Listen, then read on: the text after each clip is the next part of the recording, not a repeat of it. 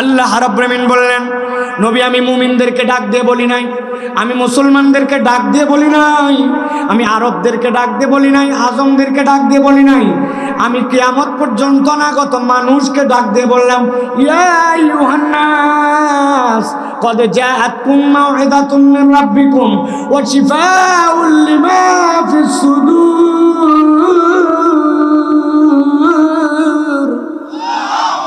ও আমার হাবিব, আপনার কাছে আমি জানাই রাখলাম, কিয়ামত পর্যন্ত যত মানুষ আসবে, আমি আল্লাহ বললাম কদ জাআতকুম, তোমাদের কাছে এসেছে মাউইযাতুম মির রাব্বিকুম, আল্লাহর পক্ষ থেকে একটা মাউইযা। মাউইযা মানে উপদেশ, মাউইযা মানে আল্লাহর পক্ষ থেকে পরামর্শ, মাউইযা মানে আল্লাহর পক্ষ থেকে ওয়াজ। আমি আমার ভাষায় বোঝানোর জন্য বলি, সারা জীবন মাথার মধ্যে গেঁথে রাখবেন। মাউইযা মানে আল্লাহর পক্ষ থেকে কিয়ামত পর্যন্ত বান্দার জন্য প্রেসক্রিপশন। ভালো করে আমার দিকে তাকান। যদি আপনি কখনো কোনো ডাক্তার দেখাতে যান, যেই ডাক্তারটা প্রফেশনাল, যেই ডাক্তারটা পড়ালেখা করে MBBS ডিগ্রি অর্জন করেছে, কোনো একটা বিষয়ে বিশেষজ্ঞ, ওই ডাক্তার এমনি এমনি মুখে মুখে ওষুধ দেয় না, মুখে মুখে ওষুধ দেয় ডিসপেন্সারির লোক। কিন্তু ডাক্তার যদি ভিজিটের হয় আর ভালো ডাক্তার হয়, তাহলে ডাক্তার আপনাকে একটা প্রেসক্রিপশনের মধ্যে ঔষধ লিখে দেয়। কথা বলেন বুঝে থাকলে, ঠিক কিনা? কিন্তু আপনি খেয়াল করেন নাই, আপনি যখন একটা প্রেসক্রিপশন দেখে দিয়ে নিয়ে আসছেন, ওই প্রেসক্রিপশনে 3টা পার্ট থাকে, খেয়াল করেন। প্রেসক্রিপশনের বাম পাশে একটা দাগ দেওয়া থাকে বা একটা টান দেওয়া থাকে, উপর দিকে প্রেসক্রিপশনের একটা ভাঁজ দেওয়া থাকে। খেয়াল করে এখন মনে করে দেখেন, উপরে বাম পাশে ডাক্তারের নাম বাংলায়, ডান পাশে ইংরেজিতে দেওয়া আছে, আর এইখানে আপনার নামের জন্য একটা অপশান আছে, বয়স কত অপশান আছে, ছেলে নামে এখানে লেখা আছে, আর বাম পাশে এরকম চিকন করে একটা ফাঁক আছে। আপনি গেছেন ডাক্তারের কাছে, আপনার পেটের পীড়া নিয়ে কথার কথা বলতেছি, ভালো করে খেয়াল করেন। ডাক্তার জিজ্ঞাসা করছে কতদিন ধরে পেটের সমস্যা, লাস্ট 3 মাস। কি হয়? খাওয়ার আগে ব্যথা না পরে ব্যথা? পেটের এই জায়গায় চাপ দিলে লাগে, এখানে কি ব্যথা করে, এরকম করে টান দিলে কি অস্বস্তি হয়, রাত্রেবেলা কি গ্যাস হয়, সকালবেলা কি গলা জ্বলে? জিহ্বাটা বের করেন তো, জিহ্বাটা দেখে ডাক্তার, এইগুলা দেখে। আর বাম পাশ দিয়ে ছোট্ট ছোট্ট করে কি যেন লেখে, আপনি কোনোদিন জিজ্ঞাসাও করেন নাই কি লিখলেন আপনি ওই জায়গায়। সব লেখা হওয়ার পরে ডাক্তার এবার RX দিয়ে এখানে আপনার ঔষধ লিখতে শুরু করে। খেয়াল করলে দেখবেন ডাক্তার যে ঔষধ আপনাকে দিয়েছে, এখানে 4টা বিষয় আপনার জন্য লেখা আছে।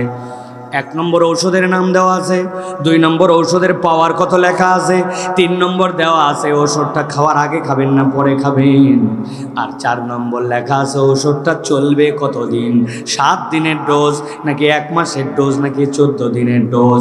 বুঝে থাকলে বলেন যে প্রেসক্রিপশনটা বুঝালাম। যদি ডাক্তার দেখায় থাকেন, প্রেসক্রিপশনের মধ্যে এরকম করে লেখা থাকে কিনা? কিন্তু এই যে বাম পাশে কি লেখা ছিল, ছোট ছোট করে ডাক্তার লিখে রাখলো, কি লিখলো এই জায়গায়, এইটা কোনোদিন চিন্তা করলাম না।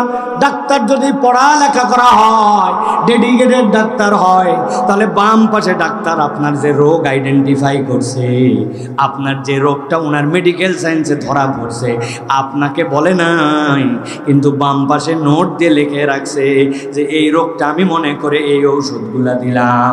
এটা যদি ডাক্তার রেজিস্টার্ড হয়, তার জন্য এই পদ্ধতিতে প্রেসক্রিপশন করে দেওয়ার দায়িত্ব আমার। আল্লাহ রাব্বুল আলামিন বলছেন, ইয়া আইয়ুহান নাস قد جاءتكم موعظة من ربكم وشفاء لما في الصدور وهدى ورحمة للمؤمنين।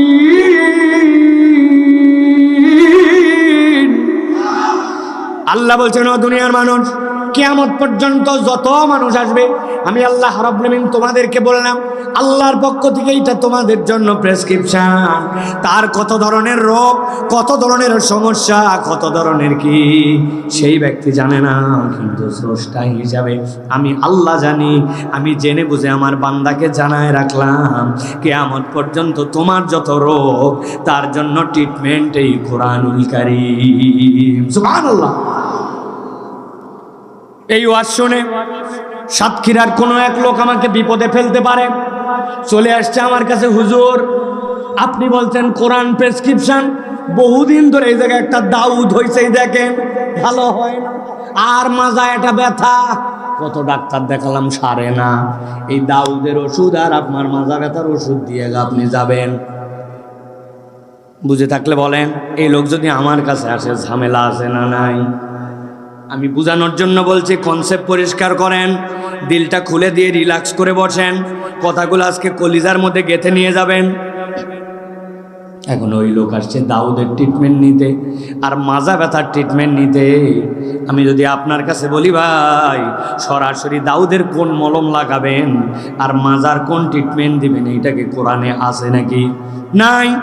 তাহলে আমি যে বললাম কোরআন সব বিষয়ের জন্য আল্লাহর পক্ষ থেকে ট্রিটমেন্ট, রব্বুল আলামিন যদি গবেষণা করে মানুষ এইগুলোর ট্রিটমেন্ট এখান থেকে পেতে পারে, কিন্তু আল্লাহ রব্বুল আলামিন এইটা বলার পরে খাস করতেছেন, আল্লাহ বান্দা তোমার রোগের জন্য ট্রিটমেন্ট, তবে এমন একটা জিনিসের জন্য কোরআন ট্রিটমেন্ট, ওইটা যদি ঠিক হয় তোমার সব ঠিক হবে, আর ওইটা যদি ঠিক না হয় তোমার কিছুই ঠিক নাই। আল্লাহ বলছেন সেইটা কি জানো নাকি?